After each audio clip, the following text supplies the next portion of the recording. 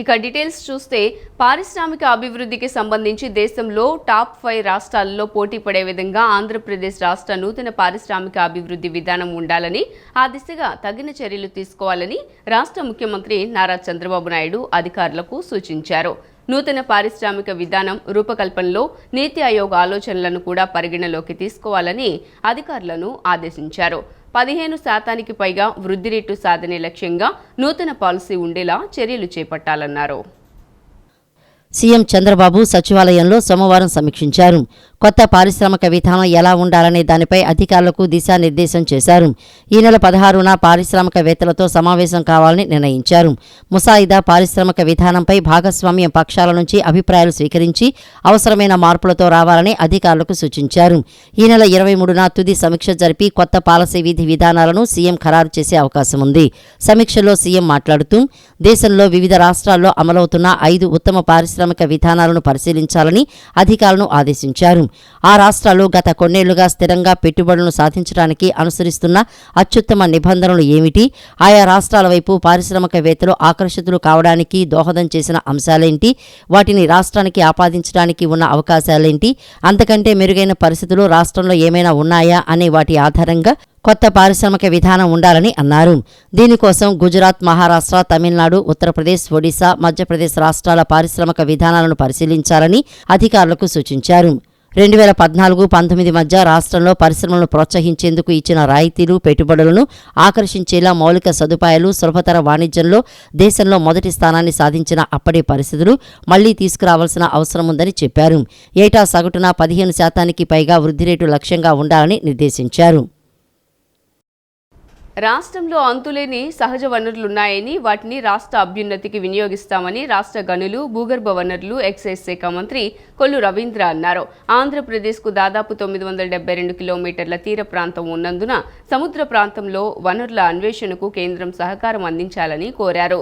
Offshore mining వేలంలో పాల్గొనేందుకు రాష్ట్ర ప్రభుత్వం ఆసక్తిగా ఉందని, అందుకోసం ప్రత్యేకంగా సీబెడ్ మైనింగ్ కార్పొరేషన్ ఏర్పాటు కోసం కేంద్ర ప్రభుత్వం సహకారం అందించాలని మంత్రి కొల్లు రవీంద్ర కోరారు. ఢిల్లీలో కేంద్ర గనులు, బొగ్గు శాఖ మంత్రి కిషన్ రెడ్డి, అణుశాఖ సహాయ మంత్రి డాక్టర్ జితేంద్ర సింగ్, కేంద్ర మైనింగ్ శాఖ సహాయ మంత్రి సతీష్ చంద్ర దుబే ఆధ్వర్యంలో నిర్వహించిన నేషనల్ మినరల్ ఎక్స్ప్లోరేషన్ ట్రస్ట్ 6వ సమావేశంలో మంత్రి కొల్లు రవీంద్ర పాల్గొన్నారు.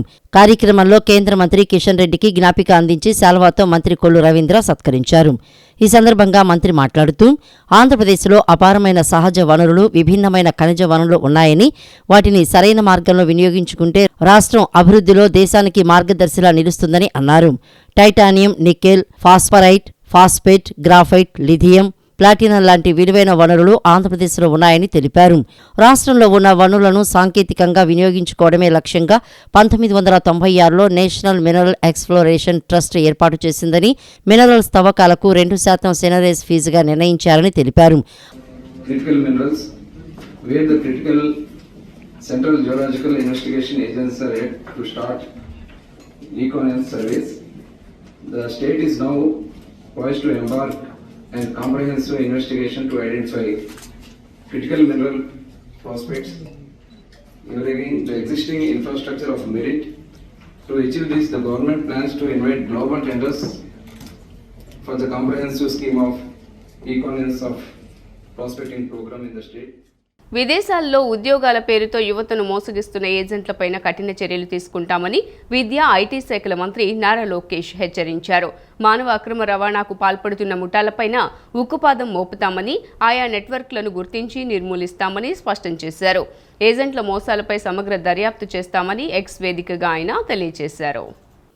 ఏజెంట్ల మోసాలపై సమగ్ర దర్యాప్తు చేయిస్తామని విద్యా, ఐటీ శాఖల మంత్రి నారా లోకేష్ ఎక్స్ వేదికగా ఆయన తెలిపారు. థాయిలాండ్లో ఉద్యోగం ఇప్పిస్తానని ఏజెంట్ నమ్మించి మోసం చేశారని రాష్ట్రానికి చెందిన ప్రవీణ్ కుమార్ అనే యువకుడు సామాజిక మాధ్యమంలో పోస్టు పెట్టాడు. మయన్మార్లోని కేకే పార్క్ అనే ప్రమాదకరమైన ప్రాంతానికి తీసుకువచ్చి స్కాములు చేయిస్తున్నారని, రోజుకి 18 గంటలు పనిచేయిస్తూ ఒక్కపూటే భోజనం పెడుతున్నారని అన్నారు. నన్ను కాపాడండి లోకేష్ అన్నాని పోస్టులో పేర్కొన్నాడు. పోస్టుపై లోకేష్ స్పందించారు. ఇలాంటి ఘటనలు దురదృష్టకరమని, బాధితుడిని రాష్ట్రానికి తీసుకువస్తామని హామీ ఇచ్చారు. కేంద్ర బడ్జెట్లో ఆంధ్రప్రదేశ్కు ఇచ్చిన హామీల అమలుకు చర్యలు తీసుకోవాలని ఏపీ ఆర్థిక మంత్రి పయ్యావుల కేశవ్ కేంద్ర ఆర్థిక మంత్రి నిర్మలా సీతారామన్కు విజ్ఞప్తి చేశారు.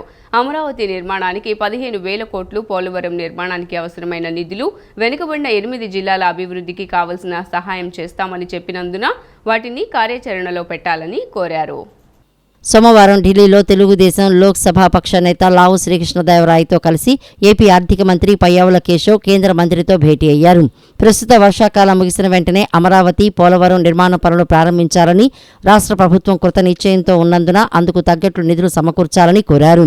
గత 5 ఏళ్లలో రాష్ట్ర ప్రభుత్వం తన వాటా సమకూర్చకపోవడం, వినియోగ ధృవీకరణ పత్రాలు సమర్పించకపోవడం వల్ల కేంద్ర ప్రాయోజిత పథకాల ఫలాలు ఆంధ్రప్రదేశ్కు అందని పరిస్థితి నెలకొందని, కేంద్ర ప్రాయోజిత పథకాలను దక్కించుకోవడానికి రాష్ట్ర ప్రభుత్వం తరపున తామేం చేయాలో నిర్దేశించాలని కేశవ్ కేంద్ర మంత్రిని కోరినట్లు తెలిసింది. అమరావతిలో 3 రోజుల పర్యటనకు వచ్చిన ప్రపంచ బ్యాంకు ప్రతినిధుల బృందం సోమవారం సచివాలయంలో ముఖ్యమంత్రి చంద్రబాబుతో భేటీ అయింది. ఉత్తమ విధానాలు, ఆధునిక సాంకేతిక పరిజ్ఞానాలతో అమరావతిని ప్రపంచ స్థాయి నగరంగా తీర్చిదిద్దేందుకు రాష్ట్ర ప్రభుత్వం కృతనిశ్చయంతో ఉందని చంద్రబాబు వారితో పేర్కొన్నారు. రాజధాని నిర్మాణానికి ప్రపంచ బ్యాంకు రుణ సహకారంపై వారి మధ్య చర్చ జరిగింది.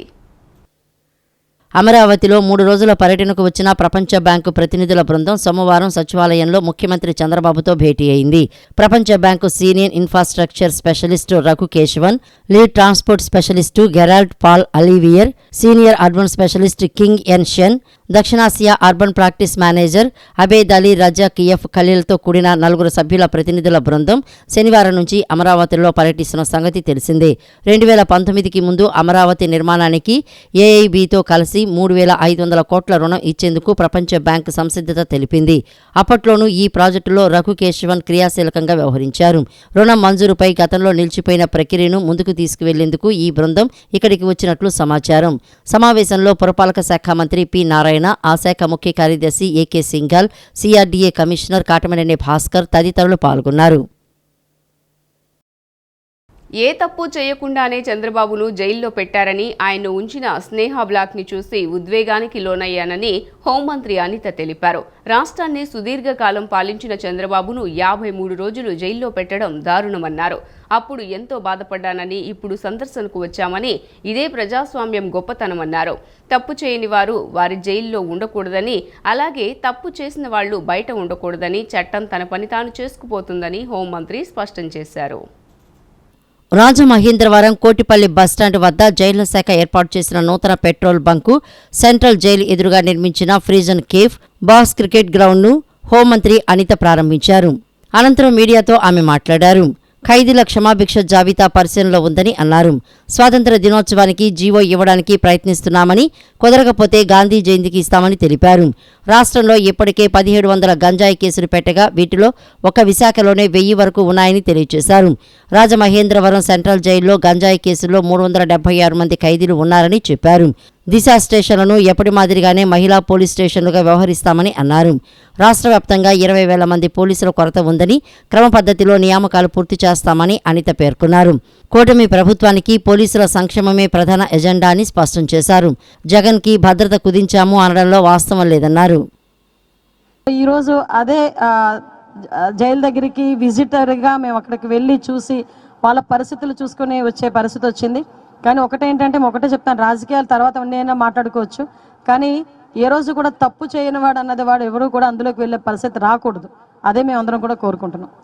ఈరోజు జైలుకి సిబ్బందికి సంబంధించి ప్రతి ఒక్క ఫెసిలిటీస్ కల్పించడంలో కానీ, అదేవిధంగా వాళ్ళకి జైల్లో సౌకర్యాలు కల్పించడంలో కానీ అన్ని కూడా ముందుంటాం. ఇంకొక విషయం చెప్పాలండి, లాస్ట్ టైం వైజాగ్ నేను సెంట్రల్ ప్రిజన్ విజిట్ చేసినప్పుడు ఇంచుమించుగా 11 నెలల వరకు ఫుడ్ బిల్స్ కూడా ఆ రోజుకి ఇవ్వలే. 11 నెలల ముందు నుంచి ఫుడ్ బిల్స్ కూడా ఇవ్వలే. రీసెంట్గా మా గవర్నమెంట్ వచ్చిన తర్వాత ఈ ఖైదీలకి సంబంధించిన ఫుడ్ బిల్స్ అన్నీ కూడా క్లియర్ చేసి ఈరోజు మొత్తం అంతా కూడా స్ట్రీమ్ లైన్లో పెట్టాల్సిన పరిస్థితి వచ్చింది. అన్ని కూడా సర్దుబాటు చేసుకున్నాం, అన్ని కూడా క్లియర్ కట్గా జరుగుతున్నాయి. 23 సంవత్సరాల నుంచి నేను ఇక్కడే ఉండిపోయానని నాకు కాగితం కూడా ఇచ్చున్నాడు ఆయన. 23 సంవత్సరాల నుంచి నేను ఇక్కడే ఉన్నానండి, నాకు క్షమాభిక్ష రాలేదు, మీరు మాకు సపోర్ట్ చేయండి అని చెప్పి చాలా మంది వచ్చి మాట్లాడడం జరిగింది. ఆల్రెడీ అందులో కొన్ని సెక్షన్స్ మార్చారు. దాని గురించి కూడా డిపార్ట్మెంట్ వైజ్గా మేమందరం కూడా ఒకసారి చర్చించి దాని మీద ఎటువంటి నిర్ణయం తీసుకొని చేనేత వస్త్రాల అమ్మకమే లక్ష్యంగా రాష్ట్ర వ్యాప్తంగా చేనేత ఎగ్జిబిషన్లు ఏర్పాటు చేయనున్నట్లు రాష్ట్ర బీసీ సంక్షేమ, చేనేత, జౌళి శాఖ మంత్రివర్యులు శ్రీమతి ఎస్ సవిత తెలిపారు. చేనేత వస్త్రాల అమ్మకాల్లో దళారుల ప్రమేయం లేకుండా నేతన్నలకు మేలు కలుగజేయాలన్నదే తమ ప్రభుత్వ ధ్యేయమన్నారు. చేనేత వస్త్రాల అమ్మకాలు మరింత పెరిగేలా రాష్ట్ర వ్యాప్తంగా చేనేత వస్త్ర ప్రదర్శనలు నిర్వహించనున్నట్లు తెలియజేశారు. ప్రజల నుంచి వస్తున్న స్పందన చూసి విజయవాడలో ఎగ్జిబిషన్ను మరో వారం రోజుల పాటు పొడిగించనున్నట్లు మంత్రి తెలిపారు. నగరంలోని మ్యారిస్టలా కాలేజీ ఆడిటోరియంలో ఏర్పాటు చేసిన ఎగ్జిబిషన్ను రాష్ట్ర బీసీ సంక్షేమ, చేనేత, జౌళి శాఖ మంత్రి వర్యులు ఎస్ సవిత నిన్న పరిశీలించారు. ఎగ్జిబిషన్లో ప్రతి స్టాల్ వద్దకు వెళ్లి నేతన్నలను పలకరించారు.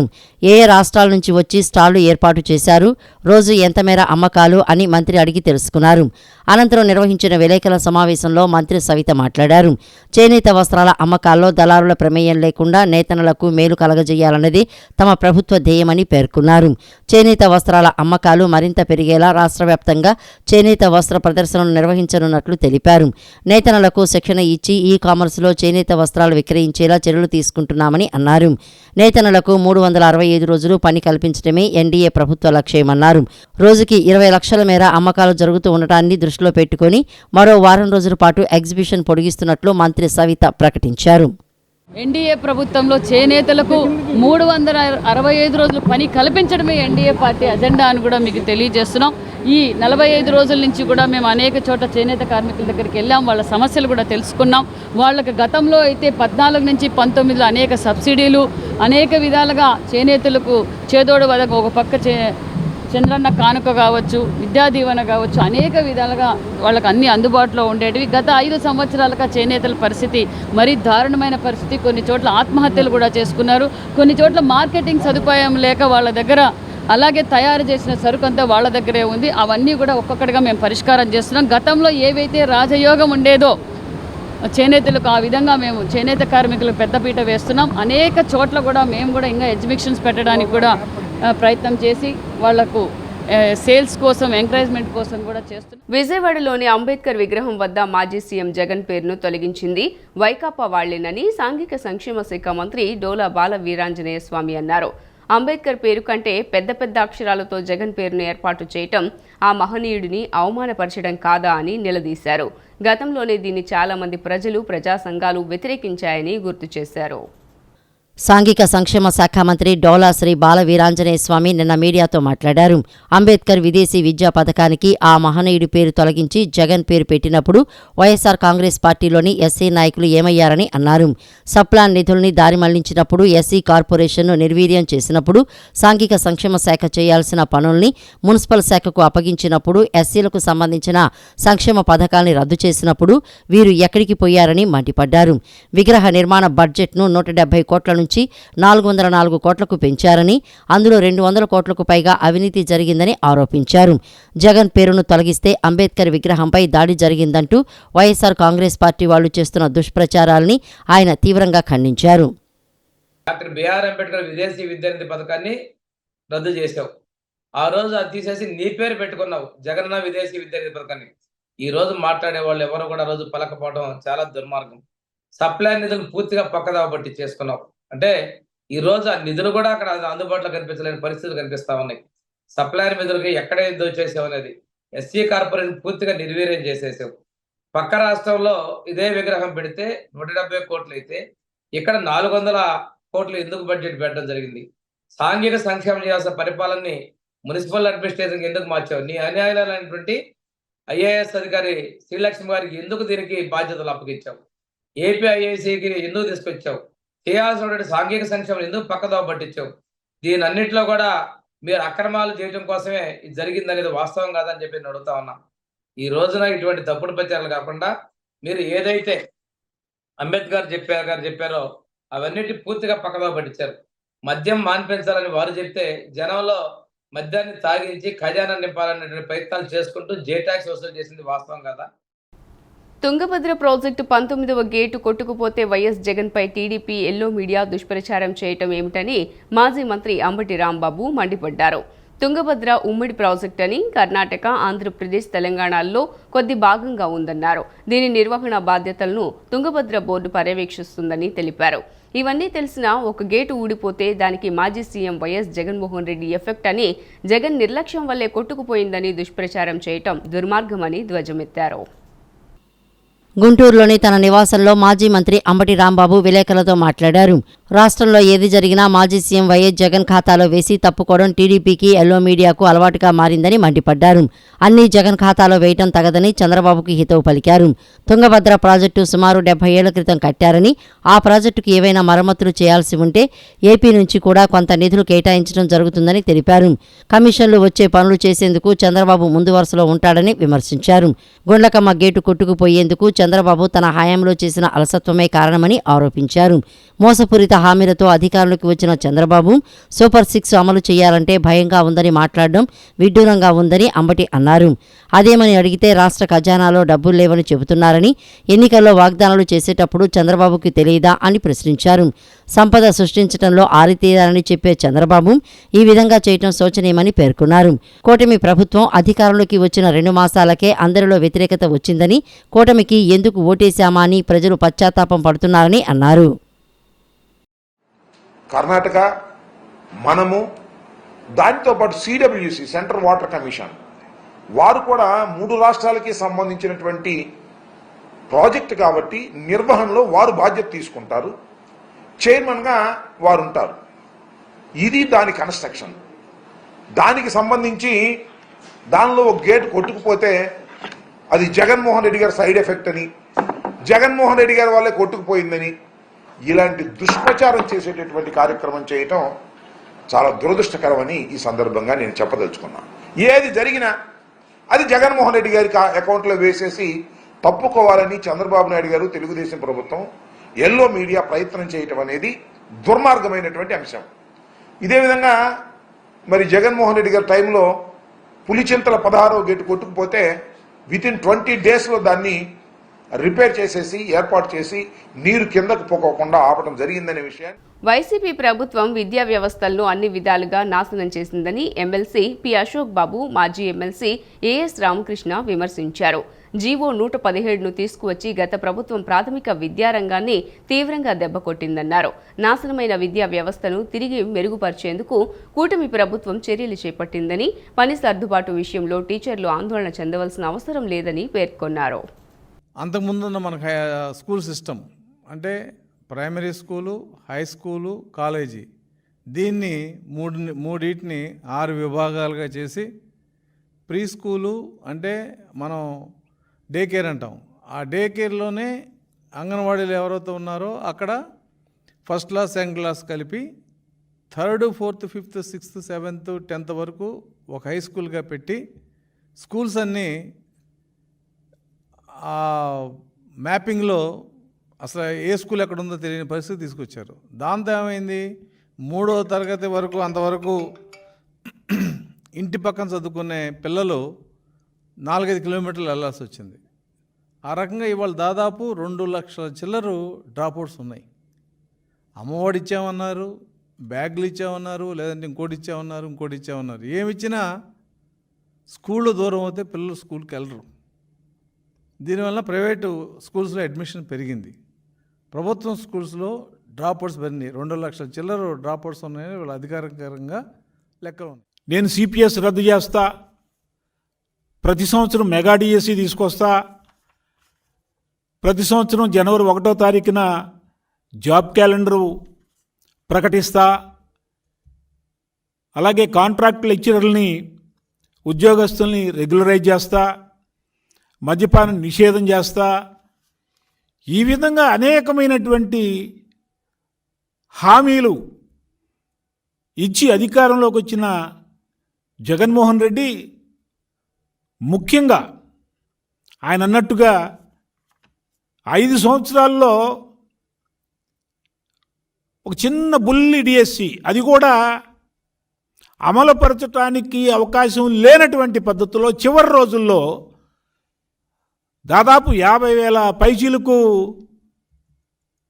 పోస్టులు ఖాళీ ఉంటే ఒక బుల్లి డిఎస్సి 6,100 మందితో వేసాడు.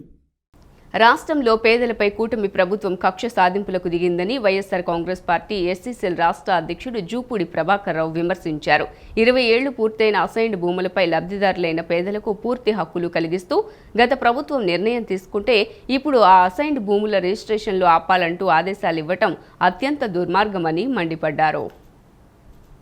వైఎస్ఆర్ కాంగ్రెస్ పార్టీ ఎస్ఎస్ఎల్ రాష్ట్ర అధ్యక్షుడు జూపూడి ప్రభాకర్ రావు నిన్న మీడియాతో మాట్లాడారు.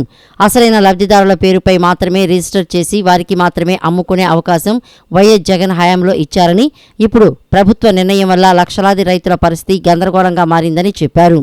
ఆ అసైన్డ్ భూములపై ఇప్పటికే అధికార పార్టీ నాయకులు కన్నేశారని, పలుచోట్ల వారు పేదలను బెదిరించి భూములు స్వాధీనం చేసుకోవడానికి ప్రయత్నిస్తున్నారని ఆరోపించారు.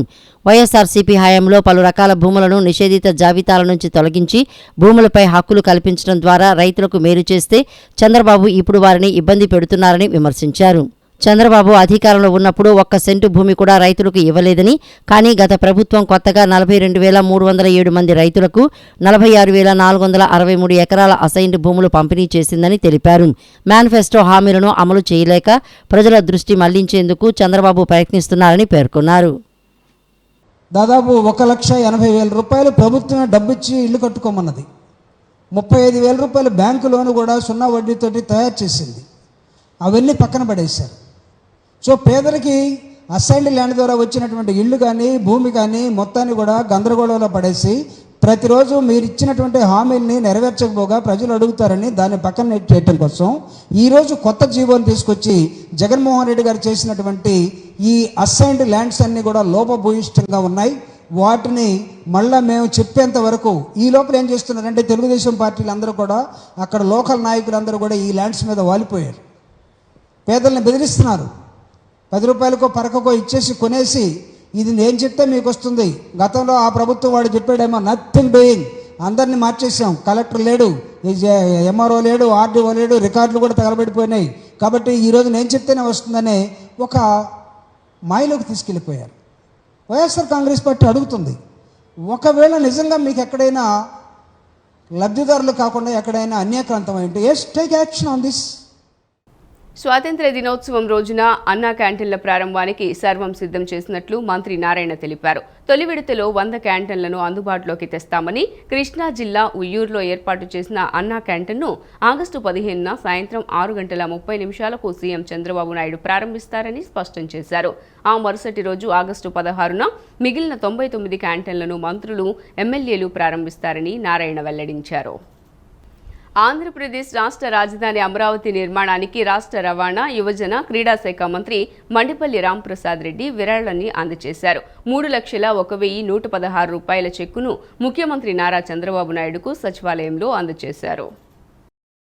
ప్రజల నుండి స్వీకరించిన అర్జీలను పారదర్శకంగా, నిర్దిష్టమైన స్పష్టతతో అర్జీదారుడు సంతృప్తి చెందే విధంగా శాశ్వత పరిష్కారం చూపేందుకు ప్రాధాన్యతనివ్వాలని జిల్లా జాయింట్ కలెక్టర్ నిధి మీనా అధికారులను సూచించారు. అర్జీదారుడు ఎదుర్కొంటున్న సమస్యను బాధ్యతతో పరిష్కరించాల్సిన అవసరం ఉందన్నారు. క్షేత్రస్థాయి అధికారుల సమన్వయంతో అర్జీలను పరిష్కరించేందుకు చర్యలు తీసుకోవాలన్నారు. కలెక్టరేట్లోని పింగళి వెంకయ్య సమావేశ మందిరంలో నిన్న నిర్వహించిన ప్రజా సమస్యల పరిష్కార వేదిక కార్యక్రమంలో joint collector Nidhi Meena, assistant collector Shubham Kumar, DRO V Srinivasarao, జిల్లా పౌర సరఫరాల DM G Venkateswarlu, KRRC special deputy collector E Kiranmai పాల్గొని ప్రజల నుండి అర్జీలను స్వీకరించారు. ప్రజా సమస్యల పరిష్కార వేదిక కార్యక్రమంలో మొత్తం 141 అర్జీలు అందగా వీటిలో రెవెన్యూ 35, మున్సిపల్ అడ్మినిస్ట్రేషన్ పట్టణాభివృద్ధి 37, పంచాయతీరాజ్ 7, పోలీసు 21, డిఆర్డీఏ 9, అటవీశాఖ 1, వైద్య ఆరోగ్యం 1, సర్వే సెటిల్మెంట్ 4, సహకార శాఖ 2, విభిన్న ప్రతిభావంతుల సంక్షేమం 1, విద్య 1, గృహ నిర్మాణం 2, registration and stamps 2, APSRTC 1, BC welfare 1, skill development 1, civil supplies 8, college education 1, ఉపాధి కల్పన 2, ఆర్డబ్ల్యూఎస్ 1, కాలుష్యం 1, రహదారులు భవనాలు 1, బ్యాంక్ రిలేటెడ్ 1, ఇలా మొత్తం 141 అర్జీలు స్వీకరించగా వాటిలో 75 అర్జీలను స్వయంగాను 66 ఆన్లైన్ ద్వారా స్వీకరించడం జరిగిందని జాయింట్ కలెక్టర్ నిధి మీనా తెలిపారు. ఈ సందర్భంగా జాయింట్ కలెక్టర్ మాట్లాడుతూ ప్రజా సమస్యల పరిష్కార వేదిక కార్యక్రమం ద్వారా ప్రజల నుండి స్వీకరించిన అర్జీలపై అలసత్వం ప్రదర్శించకుండా అర్జీదారుడు సంతృప్తి చెందేలా శాశ్వత పరిష్కారం చూపాలని అన్నారు. అర్జీదారుడు ఎదుర్కొంటున్న సమస్యలను బాధ్యతతో పరిష్కరించాల్సిన అవసరం ఉందన్నారు. క్షేత్రస్థాయి అధికారుల సమన్వయంతో అర్జీలను పరిష్కరించేందుకు చర్యలు తీసుకోవాలని తెలిపారు. కృష్ణా గోదావరి బేసిన్లోని సహజ వాయువు చమురు ఆంధ్ర ప్రజల సొత్తు అని, అందులో 50% మనకు చెందాలని రైతు కార్మిక సంఘాల నాయకులు మేధావులు అన్నారు. ఆంధ్ర ప్రజలకు 5% వాటా కోసం కేజీ బేసిన్ సాధన సమితి ఆధ్వర్యంలో ఆందోళన చేపట్టనున్నట్లు వెల్లడించారు. దేశ సంపదను ప్రైవేటు వ్యక్తుల చేతుల్లో పెడితే భవిష్యత్ తరాలకు సహజ వనరులు మిగలవని అన్నారు. కృష్ణా గోదావరి బేసిన్లోని సహజ వాయువు చమురు అంశంపై విజయవాడ ప్రెస్ క్లబ్లో నిర్వహించిన రౌండ్ టేబుల్ సమావేశంలో సిపిఐ రాష్ట్ర కార్యదర్శి రామకృష్ణ, ప్రొఫెషనల్ ఫోరం అధ్యక్షుడు నేతి మహేశ్వరరావు, మాజీ మంత్రి వడ్డే శోభనాద్రీశ్వరరావు, సిపిఐఎం రాష్ట్ర కార్యవర్గ సభ్యుడు ఉమా మహేశ్వరరావు, సిపిఐ ఎంఎల్ న్యూ డెమోక్రసీ నాయకుడు పి ప్రసాద్, ఎంసిపిఐయు రాష్ట్ర కార్యదర్శి నాగభూషణం, ఓపీడీఆర్ జాతీయ అధ్యక్షుడు సి భాస్కర్రావు, కౌలు రైతు సంఘం రాష్ట్ర ప్రధాన కార్యదర్శి పి జమరయ్య పాల్గొని ప్రసంగించారు. సమావేశంలో వారు మాట్లాడుతూ ఆంధ్ర ప్రజలకు 50% వాటా కోసం కేజీ బేసిన్ సాధన సమితి ఆధ్వర్యంలో ఆందోళన చేపట్టనున్నట్లు వెల్లడించారు. దేశ సంపదను ప్రైవేటు వ్యక్తుల చేతుల్లో పెడితే భవిష్యత్తు తరాలకు సహజ వనరులు మిగలవని అన్నారు. కాకినాడ తీర ప్రాంతంలోని గ్యాస్ నిక్షేపాలను రిలయన్స్కు కట్టబెట్టడం వెనుక కుట్ర ఉందని ఆరోపించారు. 50% వాటా కోసం పోరాటానికి విద్యార్థి యువజన నాయకులను సిద్ధం చేస్తామని చెప్పారు.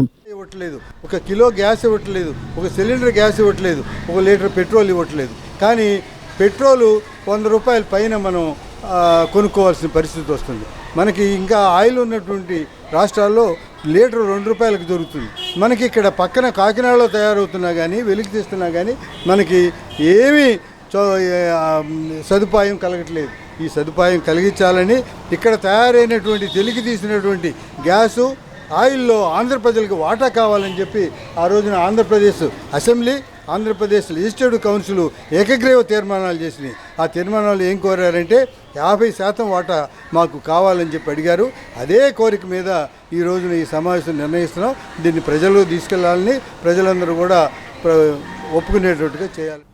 కృష్ణలంక 22వ డివిజన్లోని శ్రీ బాల అన్నమ్మ, సీతమ్మ, బాల పార్వతమ్మ పేరెంటాళ్ల దేవస్థానం ప్రతిష్ఠించి 27 ఏళ్లు పూర్తి చేసుకున్న సందర్భంగా సోమవారం జరిగిన అన్నదాన కార్యక్రమంలో టీడీపీ యువ నాయకుడు గద్దె క్రాంతి కుమార్ హాజరై అన్నదాన కార్యక్రమాన్ని ప్రారంభించారు.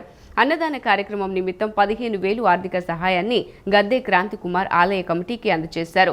తొలుత అన్నమ్మ తల్లి దేవాలయంలో పూజా కార్యక్రమాలు నిర్వహించారు. అన్నదాన కార్యక్రమంలో దాదాపు 5,000 మంది అన్న ప్రసాదాలు స్వీకరించారు. గద్దె హేమాంష్, విజి సన్యాసరావు, పెద్ది అన్నారావు, తాతా సాంబయ్య తదితరులు పాల్గొన్నారు. రాజ్యాంగంలో భావ ప్రకటన స్వేచ్ఛ ప్రధానంగా వారి భావాలను వ్యక్తపరచడానికి ఉందని దళిత స్త్రీశక్తి కోఆర్డినేటర్ గడ్డం ఝాన్సీ అన్నారు. స్వతంత్ర భారతంలో భావ ప్రకటన స్వేచ్ఛ అనే అంశంపై సోమవారం ప్రెస్ క్లబ్లో నిర్వహించిన కార్యక్రమంలో ఆమె మాట్లాడారు. స్వాతంత్ర్యం వచ్చి ఎన్ని సంవత్సరాలు గడిచినా భావ ప్రకటన స్వేచ్ఛ అన్ని వర్గాలకు ఇంకా దూరంగానే ఉందన్నారు. వెనుకబడిన వర్గాలు తమ భావాన్ని వ్యక్తీకరించినా లేదా ప్రశ్నించినా వారిపై దాడులు చేసే రాజకీయ నాయకులు పెరిగిపోయారన్నారు. భావ ప్రకటన స్వేచ్ఛ పేరుతో సామాజిక మాధ్యమాల్లో ఒకరిపై మరొకరు బూతులు తిట్టుకుంటూ పోస్టులు పెట్టడం సరికాదన్నారు. మన దేశంలో, మన రాష్ట్రాల్లో ఉన్న భావ ప్రకటన స్వేచ్ఛకు సంబంధించి రాజ్యాంగంలో దానికి కల్పించబడిన హక్కుల గురించి ఈరోజు మేము ఈ చర్చని తీసుకురావాలనే ఉద్దేశంతో ఈ సభ నిర్వహించాం. ముఖ్యంగా రాజకీయ నాయకులు కానివ్వండి, బయట సమాజంలో ఉన్న వ్యక్తులు కానివ్వండి, ఈ స్వేచ్ఛని ఎంతగా హరిస్తూ ఉన్నారు. అసలు భావ ప్రకటన స్వేచ్ఛ అంటే ఏంటి, మనం ఏ విషయాల గురించి ఎంతవరకు మాట్లాడాలి, ఎంత దాన్ని మనం నిబద్ధతగా ఉండాలి అనే అనేక అంశాలని ఈ సమాజంలో చాలామందికి తెలియకుండా ఉండడం వలన వ్యక్తి స్వేచ్ఛని హరించే అనేక రూపాల్లో ఇది కూడా భావ ప్రకటన స్వేచ్ఛని దుర్వినియోగపరుస్తూ ఉండడం అనేది చాలా క్యాజువల్గా జరుగుతుంది. ఆంధ్రప్రదేశ్ ఐక్య ఉపాధ్యాయ ఫెడరేషన్ ఆధ్వర్యంలో యూటీఎఫ్ వ్యవస్థాపక దినోత్సవ వేడుకలు నగరంలోని ఎంబీవీకే భవన్లో ఘనంగా జరిగాయి. ఈ కార్యక్రమానికి ఎమ్మెల్సీ కేఎస్ లక్ష్మణరావు ముఖ్య అతిథిగా పాల్గొన్నారు. ఈ సందర్భంగా ఆయన మాట్లాడుతూ నేడు పాఠశాలలో విద్యారంగం అనేక సవాళ్లు ఎదుర్కొంటుందని, తరగతుల విలీనం పేరుతో ప్రాథమిక పాఠశాలల వ్యవస్థ కనుమరుగవుతోందన్నారు. ఉపాధ్యాయులకు బోధనేతర పనులు అధికమయ్యాయని, ప్రభుత్వ పాఠశాలల్లో విద్యార్థుల సంఖ్య అధికమయ్యే ఉపాధ్యాయుల సంఖ్య క్రమేపీ తగ్గుముఖం పడుతోందన్నారు. ఉపాధ్యాయ సమస్యలు చర్చించి పరిష్కార మార్గాలు వెతకాలన్నారు. ఉపాధ్యాయులకు యూటీఎఫ్ ఎప్పుడూ అండగా ఉంటుందన్నారు. ఈ సందర్భంగా వివిధ పాఠశాలల ఉపాధ్యాయులను శాలువలతో సత్కరించి చెన్నుపాటి ప్రతిభ పురస్కారాలను అందజేశారు.